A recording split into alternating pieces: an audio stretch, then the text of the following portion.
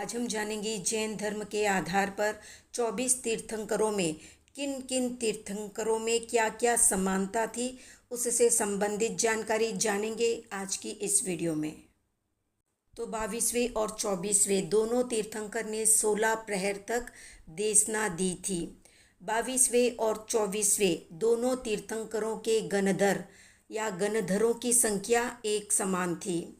16वें और 23वें तीर्थंकर दोनों ने पूर्व भव में तिर्यंच पर यानी पशु पक्षी पर दया की थी। 22वें और 24वें दोनों तीर्थंकर पद्मासन से सिद्ध हुए। 9वें और 10वें दोनों ही तीर्थंकरों के अंतराल में 20 विहरमान हुए थे। पहले और 24वें दोनों तीर्थंकरों ने 10 भव से ज़्यादा किए थे।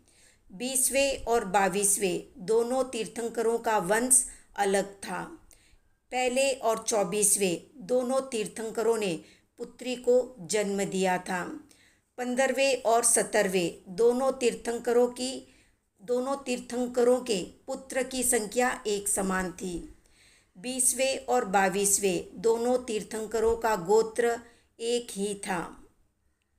श्री कृष्ण और बलराम दोनों भाई आने वाली 24वीं में तीर्थंकर बनेंगे।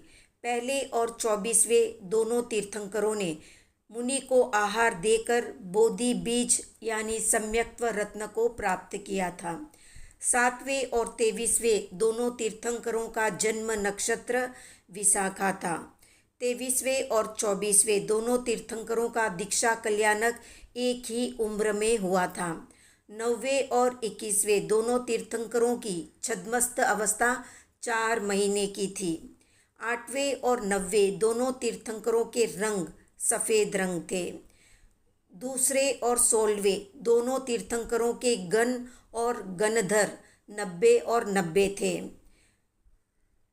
भरत चक्रवर्ती और वज्रनाथ चक्रवर्ती दोनों के पिता तीर्थंकर थे। विजय और वैजयंती दोनों ने 14 स्वप्न देखे थे। 23वें और 24वें दोनों तीर्थंकरों के शिष्यों ने आपस में तत्व चर्चा की थी। 22वें और 24वें दोनों तीर्थंकरों ने अपने तपस्वी मुनि की प्रशंसा की थी। 23वें और 24वें दोनों तीर्थंकरों को मुनि अवस्था में उपसर्ग आए थे। दूसरे और 10वें दोनों तीर्थंकरों के 1 लाख साधु हुए थे। 16वें और 17वें दोनों तीर्थंकरों के 2 लाख साधु हुए थे। चौथे और 7वें तीर्थंकर दोनों के 3 लाख साधु हुए थे। 16वें और 17वें दोनों तीर्थंकर पूर्व में महाविदेह क्षेत्र में चक्रवर्ती बने थे। चौथे और 19वें तीर्थंकर दोनों ने जब तीर्थंकर नाम कर्म का उपार्जन किया था तब उनका नाम महाबल था। पहले और 24वें दोनों तीर्थंकर के शिष्य कालोकाल प्रतिक्रमण करते थे।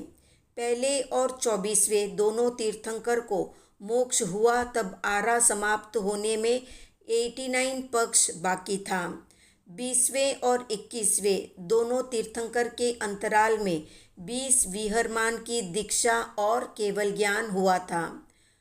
20वें और 24वें दोनों तीर्थंकर ने दीक्षा के पश्चात तिर्यंच को उपदेश दिया था।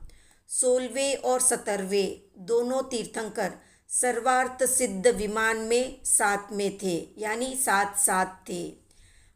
18वें और 19वें दोनों तीर्थंकर 1000 दोनों तीर्थंकरों के बीच 1000 करोड़ वर्ष का अंतर था। पहले और 24वें दोनों तीर्थंकर के समय जिनकल्पी साधु हुए थे। पहले और 24वें दोनों तीर्थंकर भरत क्षेत्र के प्रथम और चरम तीर्थंकर बने और महाविदेह क्षेत्र में चक्रवर्ती बने थे। गौतम स्वामी और श्रेयांश कुमार दोनों पूर्व भव में तीर्थंकर के सारथी बने थे। पहले और 24वें दोनों तीर्थंकर एक ही देवलोक में 2 बार गए थे। पहले और 16वें तीर्थंकर दोनों का एक भव युगलिक का भी हुआ था। 19वें और 22वें दोनों तीर्थंकरों ने कुमार अवस्था में दीक्षा ली थी। दो तीर्थंकरों के नाम मिलते जुलते हैं, जैसे पार्श्व, सुपार्श्व, नमी और नेमी। तो ये थी संक्षिप्त जानकारी 24 तीर्थंकरों से मिलती जुलती। आज का प्रश्न है, भगवान महावीर के प्रमुख शिष्य गौतम ने जब दीक्षा ली थी तो उस समय उनकी उम्र क्या थी या उनकी अवस्था कितनी थी? कमेंट में बताएं। वीडियो पसंद आया तो लाइक, शेयर, सब्सक्राइब।